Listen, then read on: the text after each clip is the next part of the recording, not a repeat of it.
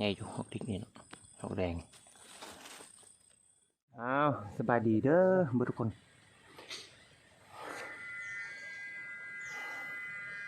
มีเวลาออกล่าเนาะถือว่าโดนพอสมควรบริอัปเดตคลิปให้เพื่อนๆ FC ได้เบิ่งแต่ละมื้อชุดนี้ครับไปนอนเนาะเดี๋ยวไปหกไปเฮียดิ ไปกับพานใหญ่เพิ่นพานนำพาว่าซั่นไปไกลย่างประมาณ 3-4 ชั่วโมงเลยไปฮอดจุดหมายของเราแล้วก็มีพี่ใหญ่เขาคนหนึงไปนำเนาะไป4 คนก็เป็นอะไรเขาจิไปโชคไปลุ้นไปมานอันใดแล้วลุ้นน้ำกันเนาะเป็นแห่งกำลังใจไปน้ำกันเด้อน้ำใหญ่หลายมากน้ำน้องน้ำนี้ฝนตกหวานฝนหากระเช้าฝนดินแค่ดินว่าของเขานี่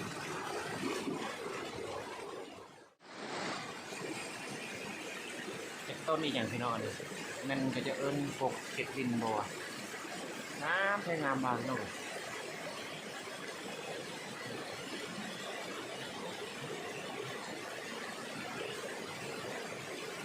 ประมาณ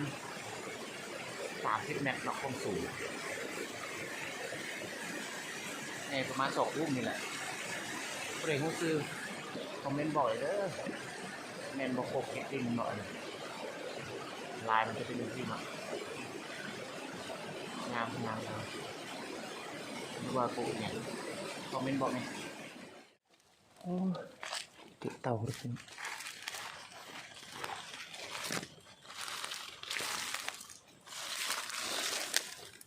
ใหญ่ใหญ่ดิ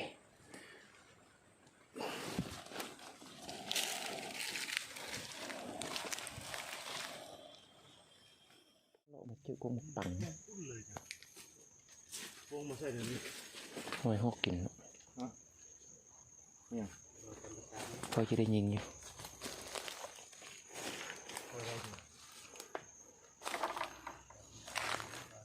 สะอยู่ลองนั่งนี่นะว่าใกล้ชิมืดแล้วนี่มัน4 โมงแล้วทีมงานเขาก็มาว่าจำเป็นว่าจะได้นั่งจังไงมากระเทินแล้วกงปังเลยปลาฟุ่มอย่างสิเลยเขาจีออกไปเบิ่งก็เก็บสถานที่เด้อสถานที่เรียบร้อยเด้อพอดียิงเนาะพวกไก่18 เมตรสาวนี่แหละ15 หาสาวเนี่ยวะ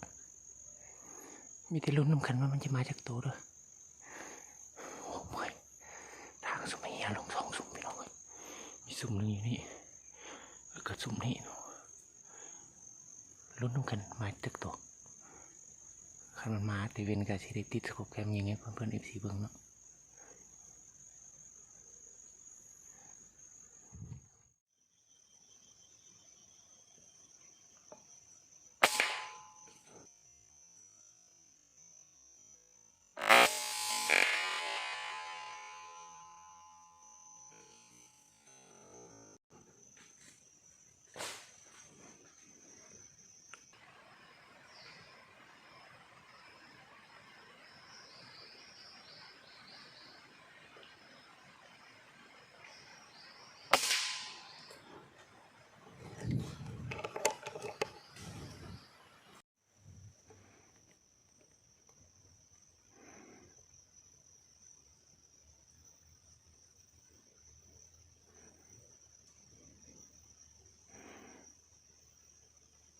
เป็นคน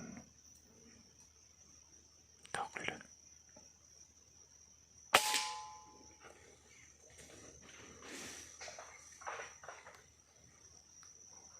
ตกเนาะแต่ยันชิบตาย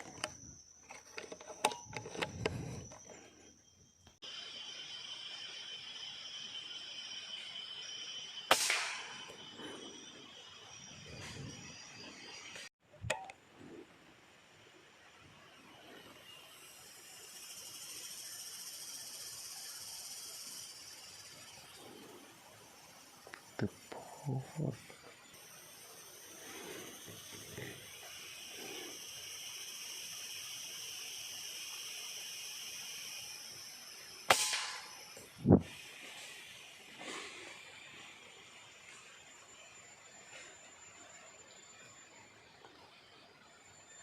เรียบร้อย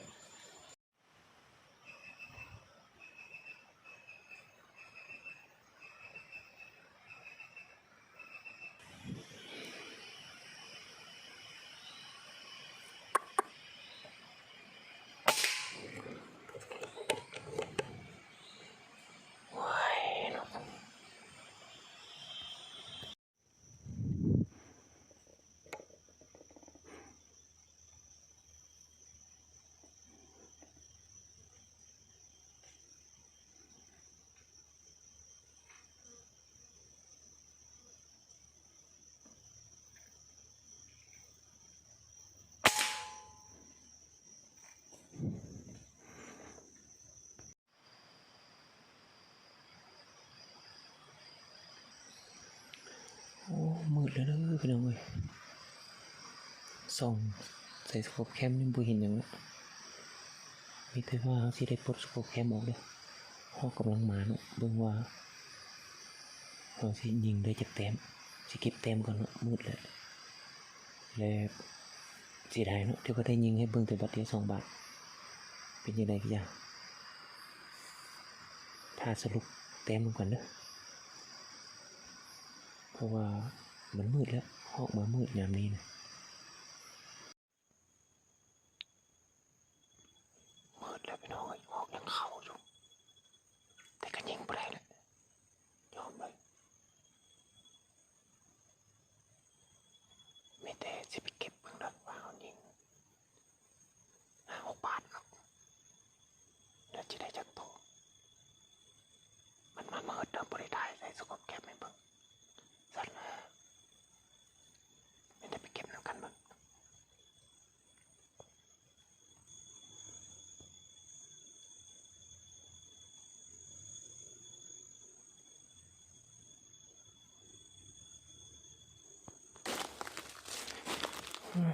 อยู่นี่เลย มึงนี่จะตัว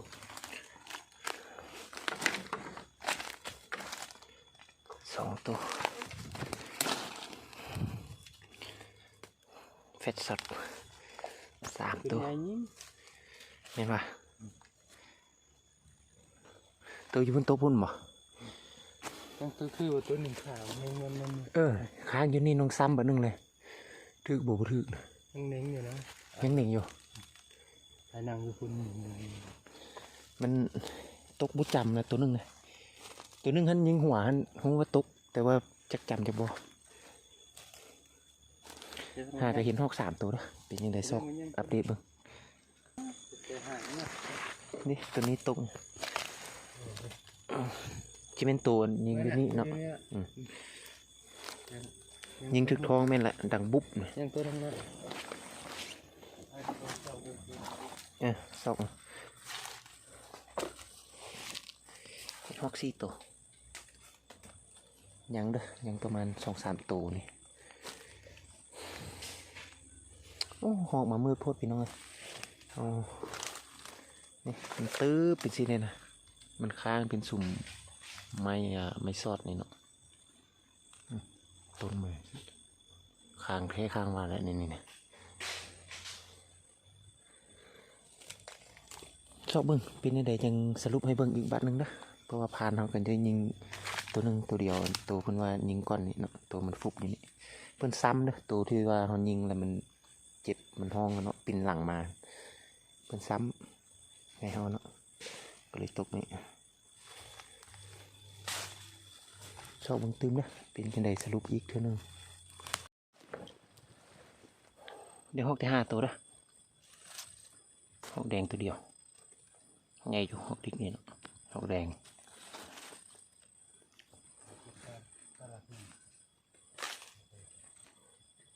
เป็นอะไรทีมงานที่ได้จะโตมือเงินละ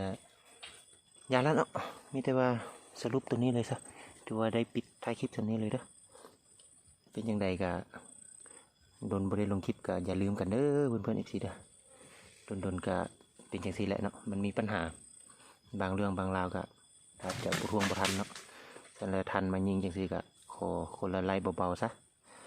สำหรับคลิปนี้กะอำลาพระจากเพื่อนๆ FC สำนีเด้อ